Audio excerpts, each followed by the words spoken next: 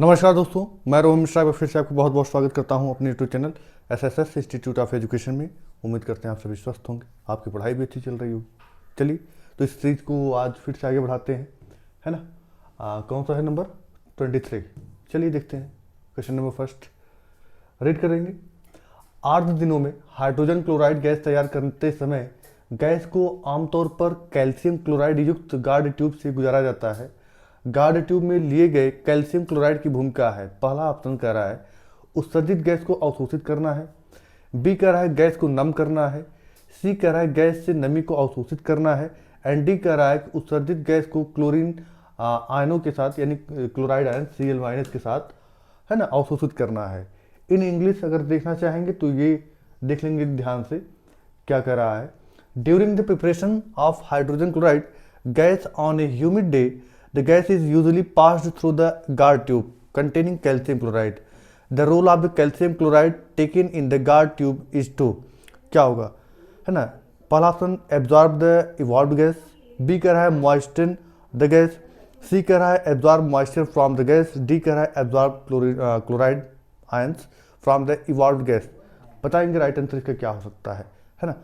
चलिए तो देखते हैं। अगर हम आप बात करें इस क्वेश्चन की तो यहाँ बात कर रहा है कि during the preparation of hydrogen chloride, ठीक है। तो अगर हम आप बात करें हाइड्रोजन कैल्शियम क्लोराइड यहाँ जो है pass through the guard tube containing calcium chloride, है ना। कैल्शियम क्लोराइड एक वाटर लविंग एलिमेंट होता है, कंपाउंड होता है, ठीक है। तो अगर हम इसकी बात करें राइट आंसर की, भाई जाहिर सी बात अगर ये वाटर लविंग है ना, यानी पानी को ये ज़्यादा अवशोषित करता है। एब्जॉर्ब द इवॉल्व गैस, नहीं ये तो नहीं होगा, है ना। मॉइस्चर द गैस, नहीं मॉइस्चर भी नहीं। गैस को नम करना ये काम नहीं है। गैस से नमी को अवशोषित करना ये एकदम राइट स्टेटमेंट है। क्यों? क्योंकि भाई कैल्शियम क्लोराइड हमने बताया ना, ये क्या है, ये वाटर को एब्जॉर्ब करता है, यानी वाटर को ये अपनी तरफ अट्रैक्ट करता है। तो आप जाहिर सी बात गैस को नमी को गैस से नमी को अवशोषित करने का वर्क करता है ये। राइट आंसर आपका option number the see the right answer. चलिए नेक्स्ट क्वेश्चन बात क्या कर रहा है ना। निम्नलिखित में से किस साल्ट में क्रिस्टलीकरण जल नहीं होता है, यानी which are the following salt does not contain water of crystallization. बताएंगे क्रिस्टलीकरण में कहाँ पर जो है वाटर नहीं होता है, इसमें से कौन सा आंसर हो सकता है। देखिए ब्लू विट्रॉल ये कॉपर सल्फेट की बात कर रहा है, CuSO4.5H2, इसका फॉर्मूला यहाँ वाटर है प्रेजेंट है। Baking soda NaHCO3, sodium bicarbonate या sodium hydrogen carbonate. Washing soda Na2CO3.10H2।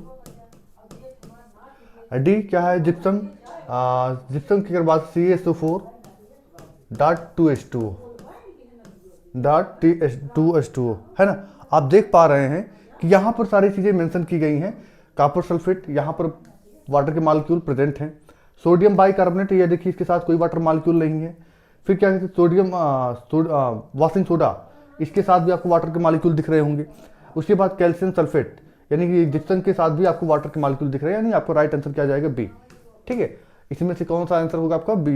Baking soda जो होगा इसके साथ जो है वाटर की मॉलिक्यूल की रिक्वायरमेंट नहीं है, ठीक है। चलिए ये आपका बी आंसर राइट है। चलिए थर्ड क्वेश्चन क्या बात कर रहा है। थर्ड क्वेश्चन क्या कर रहा है देखेंगे। सोडियम कार्बोनेट एक क्षारीय लवण है क्योंकि यह किसका लवण है। बताएंगे इसका राइट आंसर क्या है। राइट आंसर इसका बताएंगे क्या है भाई, है ना। इसका राइट आंसर क्या है बताएंगे भाई।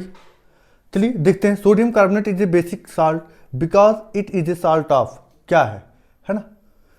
क्या कह रहा है सोडियम कार्बोनेट Na2CO3 ये क्या है, एक बेसिक साल्ट है ना। बेसिक साल्ट है, बनता किससे भाई। अगर हम बात करें सोडियम कार्बोनेट की तो ये जो बनेगा आपका ये हो गया आपका कार्बोनिक एसिड प्लस NaOH, इसी से बनेगा। ये कार्बोनिक एसिड क्या होता है, ये वीक एसिड होता है, वीक एसिड है ये, और ये स्ट्रॉन्ग बेस होता है, स्ट्रॉन्ग बेस, ठीक है। अब भाई जाहिर सी बात हम सभी जानते हैं अगर वीक एसिड है स्ट्रॉन्ग बेस है तो वहां पर जो भी साल्ट बनेगा वो उसका नेचर कैसा होगा, बेसिक होगा। हमने क्या कहा वीक एसिड होना चाहिए स्ट्रॉन्ग बेस, है ना। तो जो हमारा प्रोडक्ट मिलेगा वो क्या होगा, वो बेसिक नेचर का मिलेगा। क्यों? क्योंकि यहाँ पर स्ट्रॉन्ग बेस है। अगर वहीं पर स्ट्रांग एसिड हो और वीक बेस हो, है ना, वहां पर हमको क्या मिलेगा, एसिडिक नेचर का कंपाउंड मिलेगा, एसिडिक नेचर का। ठीक है, तो ये फॉर्मूला याद यहां देखिए, ध्यान देंगे। तो यहां यही कह रहा है कि सोडियम कार्बोनेट एक क्षारीय लवण है, यानी sodium carbonate is the basic salt because it is a salt of, है ना। क्योंकि क्या है भाई, ये किसका लवण है, क्योंकि ये देखिए ये स्ट्रॉन्ग बेस का जो साल्ट है ना। अब देखिए यहाँ पर क्या बनेगा, Na2CO3, और ये इसका नेचर कैसा है, बेसिक है, बेसिक है। हमने यहाँ देखिए, हमने यहाँ पहले ही मेंशन किया हुआ है, अगर वीक एसिड है, स्ट्रांग बेस है, तो उस जो हमारा प्रोडक्ट मिलेगा, जो कंपोनेंट मिलेगा, उसका नेचर कैसा होगा, वो बेसिक होगा। तो यहाँ पर वही पैटर्न फॉलो हो रहा है, आप देख सकते हैं। ठीक है, तो आई होप चीज़ें क्लियर होंगी। चलिए नेक्स्ट क्वेश्चन पर बात करते हैं, क्या बात कर रहा है भाई, है ना। चलिए क्वेश्चन नंबर 4 क्या कर रहा है, कैल्शियम फास्फेट दांतों के इनेमल में मौजूद होता है, इसकी प्रकृति है। Calcium phosphate is present in tooth enamel, इस नेचर। कैल्शियम फास्फेट की अगर हम बात करें, Ca3PO4 का होल ट्वाइस, इसका फॉर्मूला होता है ना। तो ये इसी की बात कर रहा है ना। कैल्शियम फास्फेट हमारे टूथ के इनामेल में पाया जाता है। हम सभी जानते हैं कि हमारे बॉडी का सबसे हार्डेस्ट मटेरियल इनामेल होता है ना। तो उसी की बात करो, किसका बना होता है, कैल्शियम फास्फेट का बना होता है। तो यहाँ पर ये नहीं पूछा गया, यहाँ पूछे कि उसका नेचर क्या होता है, एसिडिक होता है या बेसिक होता है या न्यूट्रल होता है या एम्फोटेरिक होता है ना। तो अगर हम बात करें एम्फोटेरिक में, तो आपका ZnO आ जाता है, जिंक ऑक्साइड और एल्युमिनियम ऑक्साइड, है ना। एम्फोटेरिक का मतलब वो होता है ऐसे कंपोनेंट जो एसिडिक और बेसिक दोनों नेचर में वर्क करते हों, है ना। एसिडिक और बेसिक दोनों माध्यम में वर्क करते हैं, उनको हम एम्फोटेरिक बोलते हैं। तो चलिए बात करते हैं कैल्शियम फास्फेट। देखिए हमारे अगर दांत की बात करें, तो दांत का जो है डिप्रेशन तब शुरू होता है जब हमारे माउथ का pH 5.5 से लो होने शुरू हो जाता है। 5.5 pH से, यानी हमारे माउथ का मिनिमम pH कितना होना चाहिए, 5.5। अगर इससे लो होता है तो हमारे माउथ में दांतों का क्षरण स्टार्ट हो जाता है, दांतों में जो हमारा इनामेल जो होता है उसको खराब होना शुरू कर देता है। तो जाहिर सी बात है। अच्छा, ये होता है क्यों, क्योंकि हमारे भाई फूड में जो है शुगर प्रेजेंट होता है, जिसके माध्यम से हमारे माउथ में थोड़ा सा एसिडिक माहौल बना रहता है। ठीक है, तो क्या प्रेजेंट होता है, देखिए calcium phosphate is present in the tooth enamel, it's nature is, इसका नेचर बेसिक होता है। सिंपल सी बात है, इसका नेचर कैसा होता है, बेसिक होता है, ध्यान रखेंगे। ठीक है, चलिए आगे बात करते हैं, क्या बात कर रहा है नेक्स्ट क्वेश्चन, क्या बात करता है भाई, क्वेश्चन नंबर 5। क्वेश्चन नंबर 5 क्या बात कर रहा है, देखेंगे भाई ध्यान से, है ना, ध्यान से देख कर आंसर देंगे। मिट्टी के एक नमूने को पानी में मिलाकर बैठने दिया जाता है, पारदर्शी सतह पर तैरने वाला घोल पीएच पेपर को पीला नारंगी रंग देता है। निम्नलिखित में से कौन इस पीएच पेपर का रंग हरा नीला कर देगा, नींबू का रस, सिरका, साधारण नमक या एक प्रति अम्ल। इंग्लिश में भी देख लीजिएगा भाई, इंग्लिश में भी देख लीजिएगा, यहां पर दिया हुआ है ना। A sample of soil is mixed with water and allowed to settle. The clear supernatant solution turns the pH paper yellowish orange. Which of the following would change the color of this pH paper to greenish blue? है ना, ध्यान से पढ़ लीजिएगा भाई, दोनों में एक थोड़ा सा अलग अलग है। देखिए यहाँ पर जो बात कर रहा है, सीधी सीधी बात, ये एक एंटी एसिड की बात कर रहा है। ठीक है, ग्रीनिश ब्लू की बात कर रहा है। यहाँ पे जो हमारा जो वीक बेस होगा, वीक बेस, लेमन जूस ये एसिडिक माध्यम में, ये भी एसिड होता है। कॉमन साल्ट ये न्यूट्रल होता है, न्यूट्रल होता है। ये एंटी एसिड जो आपका ये वीक एसिड होता है, जिसका सर बेस होता है ये, इसका formula milk of magnesia, MgOH का होता है, या मैग्नीशियम हाइड्रोक्साइड बोलते हैं, इसको मिल्क ऑफ मैग्नीशिया बोला जाता है ना, जो कि एज ए एंटी एसिड के रूप में यूज किया जाता है, मिल्क ऑफ मैग्नीशिया। ठीक है, चलिए नेक्स्ट क्वेश्चन क्या बात करता है भाई, क्वेश्चन नंबर 6 आराम से पढ़ेंगे। Which are the following gives the correct increasing order of acidic strength. इसमें आपको क्या बताना है कि एसिडिक स्ट्रेंथ को इंक्रीजिंग ऑर्डर में सेट करना है। ठीक है, पहला ऑप्शन कह रहा है कि वाटर सबसे कम होता है, उसके बाद एसिडिक एसिड होता है, फिर हाइड्रोक्लोरिक एसिड। बी कह रहा है सबसे कम वाटर, फिर हाइड्रोक्लोरिक एसिड, फिर एसिडिक एसिड। सी कह रहा है एसिडिक एसिड जो सबसे लीस्ट होता है, फिर वाटर उससे ज़्यादा स्ट्रांग होता है, देन आपका हाइड्रोक्लोराइड एसिड होता है। फिर क्या कह रहा है कि option number D hydrochloride acid सबसे कम, फिर वाटर सबसे अधिक एसिडिक एसिड। क्या होगा भाई राइट आंसर, है ना? राइट आंसर क्या हो सकता है बताएंगे फटाफट से, है ना? चलिए अगर हम इसके राइट आंसर की बात करें, देखिए सबसे लीस्ट जो होता है वाटर, वाटर तो आपका न्यूट्रल होता है। चलिए फिर एसिटिक एसिड, ये सही है, थोड़ा सा लग रहा है। एसिटिक एसिड आपका एसिड तो है बट ये वीक एसिड है, वीक एसिड है, ठीक है। हाइड्रोक्लोरिक एसिड भाई स्ट्रांग एसिड होता है, HCl ये सबसे स्ट्रांग एसिड होता है, ठीक है। बाकी ये तो पहला तो मिल गया, दूसरे में वाटर फिर हाइड्रोक्लोरिक, ये गलत हो गया। एसिटिक एसिड पहले आ जाएगा, गलत है ना। फिर क्या कर रहा है कि हाइड्रोक्लोरिक, ये तो गलत है। Option number A is right answer, A आपका सही आंसर है आपका, है ना। क्वेश्चन नंबर 6 का राइट आंसर है ए। चलिए, यदि किसी छात्र के हाथ पर गलती से सांद्र अम्ल की कुछ बूंदें गिर जाएं तो क्या करें? अगर कोई लड़का है या कोई व्यक्ति है, वो लैब में वर्क कर रहा है, उसके हाथ पर कुछ एसिड की बूंदें गिर जाती हैं तो क्या तत्काल में करना चाहिए हमें, क्या तत्काल में एक्शन लेना चाहिए हमें, है ना।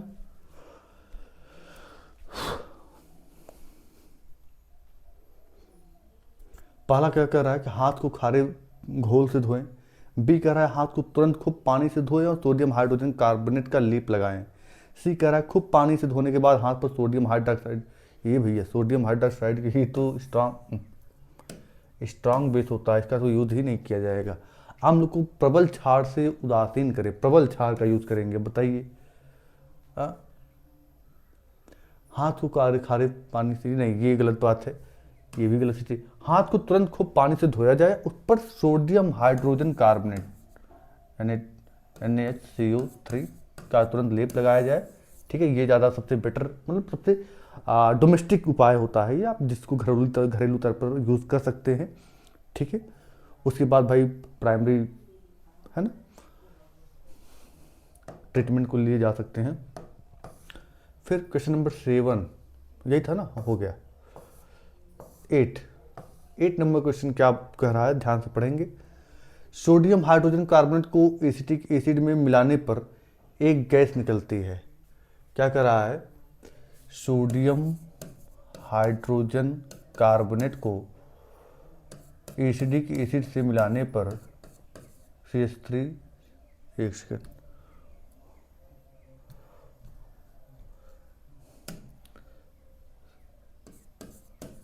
से मिलाने पर एक गैस निकलती है। यहाँ हमको जो मिलने वाला पहली चीज़ तो ये मिलेगा CH3COONA।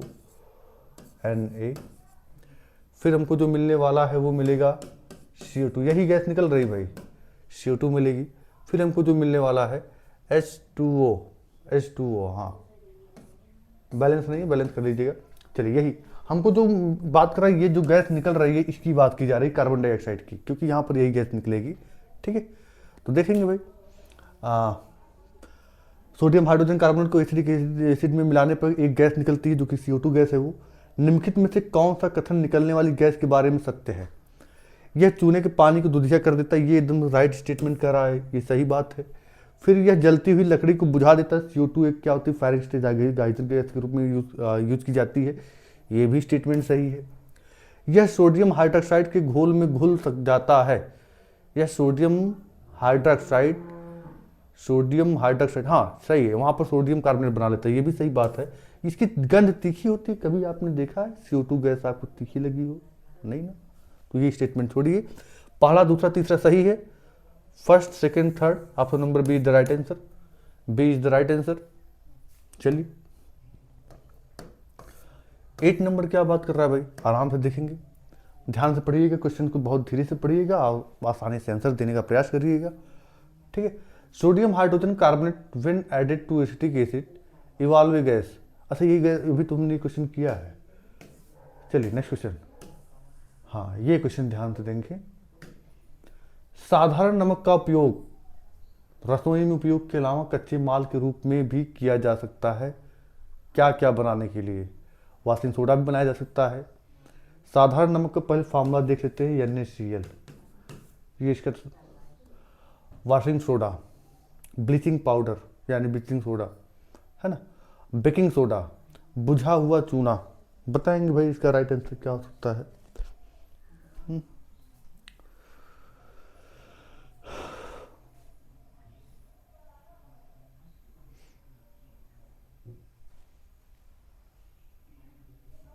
चलिए देखते हैं इसका राइट आंसर। अगर हम इसका राइट आंसर की बात करें, देखिए सोडियम क्लोराइड का प्रयोग वॉशिंग सोडा में किया जाता है, ये तो सही बात है, वॉशिंग सोडा, ठीक है। Na2CO3.NH2 इसका प्रयोग सही है, ठीक है। ब्लीचिंग पाउडर CaCO2 इसका भी सही है। बेकिंग सोडा इसमें भी यूज़ किया जाता है, यानी पहले में कि बी में भी किया जाता है, सी में भी किया जाता है, इसमें नहीं किया जाता भाई। तो आपका फर्स्ट सेकेंड थर्ड किस में ऑप्शन में है? इसमें तो नहीं है, बी में भी नहीं है, 1 2 4 है, 1 2 3 option number C, option number C is the right answer. 9 नंबर का जो सही आंसर होगा वो आपका सी राइट आंसर होगा।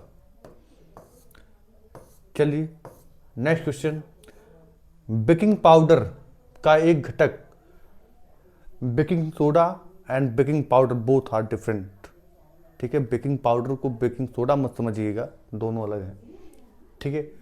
बेकिंग पाउडर का एक घटक सोडियम हाइड्रोजन कार्बोनेट है, दूसरा घटक क्या है ना।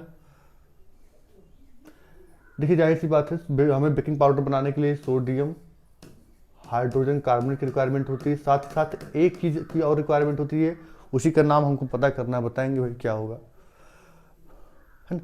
चलिए अगर हम आपको थोड़ा सा एक इंडिकेशन दें तो उसके लिए आप यूज़ कर सकते हैं। आपने इमली खाई होगी या टमरिंड, टमरिंड में जो एसिड पाया जाता है वो यहीं पर पाया जाता है, तो इसका जो राइट आंसर होगा वो जाएगा टार्टरिक एसिड, टार्टरिक एसिड, है ना। यानी हमको बेकिंग पाउडर बनाने के लिए क्या यूज़ करना चाहिए? Sodium bicarbonate and tartaric acid. अगर ये दोनों हमारे पास हैं तो ही हम बेकिंग पाउडर बना सकते हैं, अदरवाइज नहीं बना सकते हैं, है ना। उम्मीद करते हैं आप सभी स्वस्थ होंगे, पढ़ाई भी ठीक ठाक चल रही होगी। तो चलिए बस सेशन को यहीं समाप्त करते हैं, ठीक है।